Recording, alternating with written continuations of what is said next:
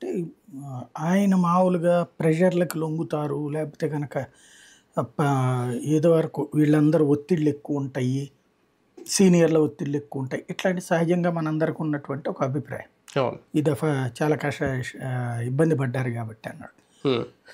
కానీ ఆ కూర్పు చూస్తుంటే ఎలాంటి ఒత్తిడిని మైండ్‌లో పెట్టుకోకుండా హ్మ్. చాలా బ్యాలెన్స్‌డ్‌గా, వ్యూహాత్మకంగా భవిష్యత్ అవసరాల రీత్యా తయారు చేసినట్టు కనబడుతుంది.